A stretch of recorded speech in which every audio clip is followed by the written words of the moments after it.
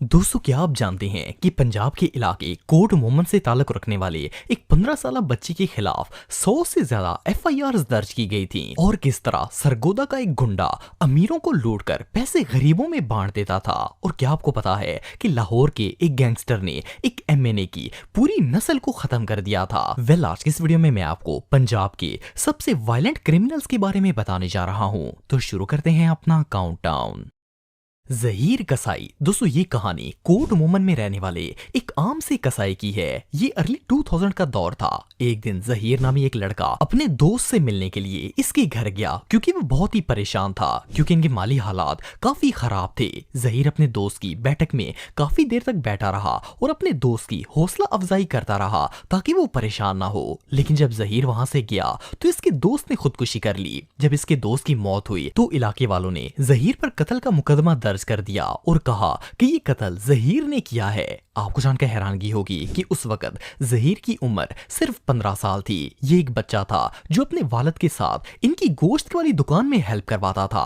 बहरहाल पुलिस ने इसे अरेस्ट कर लिया और इस पर 302 का मुकदमा चल पड़ा। इस मुकदमे में जहीर काफी दिनों तक जेल में रहा, लेकिन जब 2002 में ये जेल से बाहर आया तो इसकी जिंदगी मुकम्मल तौर पर बदल चुकी थी। इसने अपना घर छोड़ दिया और इलाके के सबसे खतरनाक इश्तिहारी मुजरिमों से जा मिला। इसने सरगोदा, फैसलाबाद और मंडी भाउद्दीन के वांटेड क्रिमिनल्स को साथ मिलाया और अपना गैंग बना लिया। जहीर इस हद तक खतरनाक हो चुका था कि किसी को कत्ल करने में एक सेकंड भी नहीं लगाता था। इसका गैंग कत्ल, चोरी और हर तरह के काम में मुलव्वस था। सिर्फ 17 साल की उम्र में ये पंजाब का सबसे खतरनाक मुजरिम बन चुका था। पूरे पंजाब के मुख्तलिफ थानों में इसके ऊपर 100 से ज्यादा केसेस दर्ज थे, लेकिन किसी की जुर्रत नहीं थी कि इसे गिरफ्तार कर सके। इवन जहीर के दिल से इस कदर डर निकल चुका था कि बड़े बड़े क्रिमिनल्स भी इससे खौफ खाते थे कि कहीं गुस्से में आकर ये हमारा ही कत्ल ना कर दे।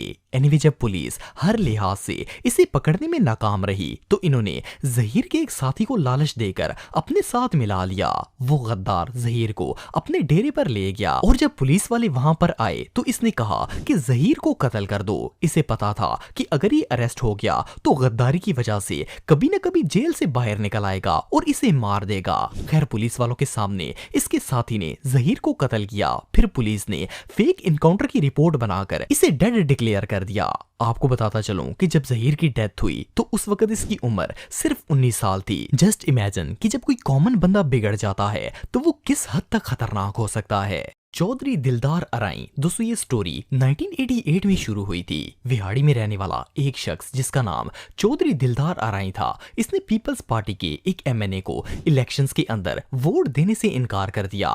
एमएनए जट ग्रुप से ताल्लुक रखता था और क्योंकि इसने वोट नहीं दिया था तो ना देने की वजह से वो लोग रात के वक्त दिलदार के घर में घुसे और इसके 2 जवान बेटों का कत्ल कर दिया।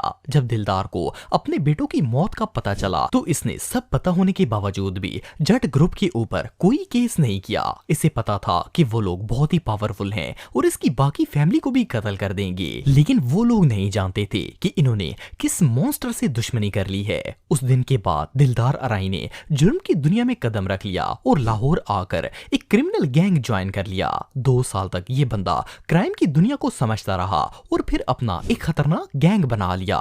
इसके बाद इसने विहाड़ी जाकर सबसे पहले उस एमएनए को सरेआम कत्ल किया और सिर्फ इतना ही नहीं बल्कि अपने बेटों की मौत का बदला लेने के लिए इसने उस जट ग्रुप की पूरी नस्ल को ही खत्म कर दिया। इसने एक एक शख्स को चुन चुन कर मार दिया।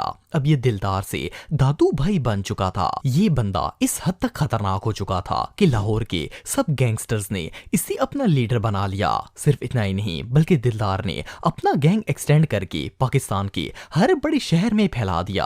आपको बताता चलूं कि 90s के दौर में एमक्यूएम लीडर इल्ताफ हुसैन ने कराची में सेठ आबद के बिजनेस पर कब्जा कर लिया था। सेठ आबद ने दिलदार से रिक्वेस्ट की कि अल्ताफ को सबक सिखाना है। आपको जानकर हैरानगी होगी कि दिलदार वैसे तो पंजाब से था, लेकिन ये इतना पावरफुल बन चुका था कि इसके कहने पर इसके आदमियों ने इल्ताफ हुसैन को इसके घर से किडनैप कर लिया। जब इल्ताफ हुसैन किडनैप हुआ तो इस पर एमक्यूएम ने फौरन माफी मांगी और सेठ आबद को कराची पोर्ट पर इनका सब कुछ वापस कर दिया। इवन ये सब कुछ करने के लिए दिलदार ने सेठ आबद से 1 रुपया भी नहीं लिया।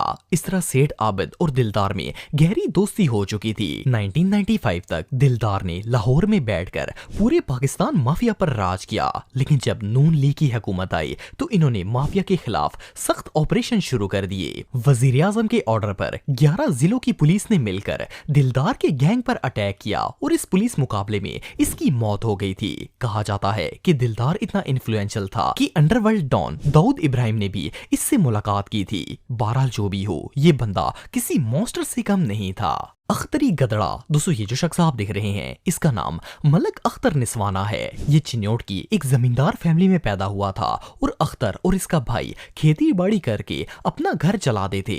एक दिन ऐसा हुआ कि इसके भाई का गांव में किसी के साथ जमीन के मामले में झगड़ा हो गया। बात इस हद तक बढ़ गई कि उन लोगों ने अख्तर के भाई को जिंदा जलाकर कत्ल कर दिया। इस हादसे के बाद अख्तर ने उन लोगों पर केस कर दिया, लेकिन क्योंकि ये गरीब शख्स था और आपको पता है कि पाकिस्तान कोर्ट कचहरी में केस लड़ने के लिए मुसलसल पैसों की जरूरत होती है, ऊपर से जिसने इसके भाई को कत्ल किया था वो लोग बहुत ही तगड़े थे। खैर जब अख्तर से कोर्ट के खर्चे पूरे नहीं हुए तो इसने चोरियां करना शुरू कर दी ताकि अपने भाई को इंसाफ दिला सके, लेकिन क्योंकि ये रियल क्रिमिनल नहीं था तो चंद वारदातों के बाद ही इसे आसानी से पकड़ लिया गया और इसे जेल हो गई। काफी अरसे तक अख्तर जेल में रहा और जेल में इसकी मुलाकात पंजाब के सबसे खतरनाक मुजरिमों से हो गई। वो लोग इसके दोस्त बन गए और जब ये जेल से बाहर निकला तो अख्तर नस्वाना से अख्तरी गदड़ा बन चुका था। इसने अपने जेल वाले दोस्तों की सपोर्ट से एक गैंग बनाया और सबसे पहले अपने भाई के कातलों को चुन चुन कर कत्ल कर दिया। इसके बाद तो ये बंदा बिल्कुल ही बेखौफ हो गया। ये जिस इलाके में पनाह लेता वहां पर डकैतियां और कत्लो गारत करता था। आप बिलीव नहीं करेंगे कि ये बंदा इस हद तक वायलेंट हो चुका था कि पुलिस स्टेशन में कॉल करता और इन्हें चैलेंज देता कि मैं फलां जगह बैठा हूं, अगर हिम्मत है तो मुझे आकर गिरफ्तार कर लो, लेकिन इसके बावजूद पुलिस इसे हाथ नहीं डालती थी। अख्तरी पर इतने ज्यादा केसेस हो चुके थे कि पंजाब पुलिस ने इसके सर पर 50 लाख रुपए का इनाम रख दिया। इतना बड़ा रिवॉर्ड होने के बावजूद भी कोई इसका पता नहीं बताता था। इसे पकड़ने के लिए बहुत से पुलिस मुकाबले किए गए, लेकिन पुलिस इसे पकड़ने में नाकाम रही। इवन इसने एक थाने के एसएचओ को भी कत्ल कर दिया था। जब इसे पकड़ने के सारे प्लान फेल हो गए तो पुलिस ने भारी पैसों का लालच देकर इसके एक दोस्त को अपने साथ मिला लिया। वैसे तो इसे पकड़ना और मारना इम्पॉसिबल था, लेकिन पुलिस के कहने पर इसके दोस्त ने अख्तरी के खाने में जहर मिला दिया ताकि इसे कत्ल किया जा सके। आखिरकार इस जहर की वजह से अख्तरी की मौत हो गई। दोस्त की गद्दारी और जहर की वजह से अख्तरी मारा गया, वरना पुलिस में इतनी ताकत नहीं थी कि इसका मुकाबला कर सके। ये बंदा रियली बहुत डेंजरस था। चिराग बाली। दोस्तों चिराग बाली एक वायलेंट क्रिमिनल था जिसका ताल्लुक सरगोदा से था। ये स्टोरी 1946 में शुरू हुई थी। चिराग बाली उस वक्त ब्रिटिश आर्मी में काम करता था। 1946 की एक रात इसके गांव में कुछ लोगों ने मिलकर चिराग बाली की भाभी को किडनैप कर लिया और इन्हें जिस्मानी ज्यादती का निशाना बनाया। जब बाली को ये बात पता चली तो इसने फौज की नौकरी छोड़ दी और अपने गाँव वापस आकर उन लोगों की तलाश शुरू कर दी जिन लोगों ने इसकी भाभी के साथ ज्यादती की थी। इसने एक शख्स को चुन चुन कर कत्ल कर दिया। इसके बाद चिराग बाली एक फौजी से क्रिमिनल बन गया। इसने एक गैंग बनाया और अमीरों को लूटना शुरू कर दिया। मजे की बात यह है कि ये उस दौर का सबसे बड़ा डकैत था, लेकिन ये सिर्फ अमीरों को ही लूटता था। इसके गैंग ने कभी भी गरीब या मिडिल क्लास लोगों को तंग नहीं किया था। इवन ये अमीरों को लूटकर ज्यादातर पैसे गरीबों में बांट देता था। रिच पीपल में इस बंदे की दहशत इस हद तक बढ़ चुकी थी कि 1956 में पुलिस ने इसे पंजाब का सबसे खतरनाक मुजरिम डिक्लेयर कर दिया और इसका पता बताने वाले को 2 मुरब्बा जमीन और 25,000 रुपए इनाम देने का फैसला किया गया।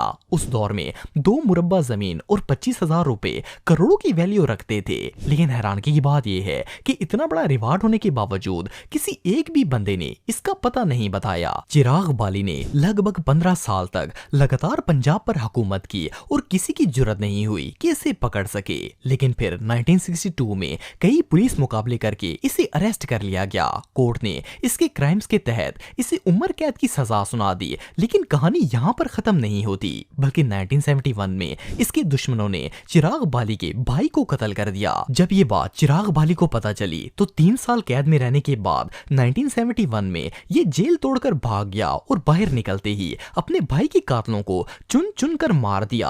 हुकूमत चिराग बाली की दहशत से इस कदर तंग आ चुकी थी कि 1973 में उस वक्त के गवर्नर ने ऑर्डर दिया कि चिराग बाली को जिंदा या मुर्दा किसी भी हालत में पकड़ा जाए। इसके बावजूद भी कई महीनों तक पुलिस इसे पकड़ने में नाकाम रही, लेकिन फिर आखिरकार इसके करीबी साथी को टॉर्चर करके इंफॉर्मेशन ली गई और पुलिस ने जानबूझकर इसे अरेस्ट करने की बजाय नकली पुलिस मुकाबले में कत्ल कर दिया। चिराग बाली की स्टोरी इतनी फेमस थी कि 1991 में इस पर एक फिल्म भी बनाई गई थी जिसमें चिराग बाली का रोल सुल्तान राय ने प्ले किया था। बहरहाल जो भी हो, ये क्रिमिनल वाकई में बहुत खतरनाक था।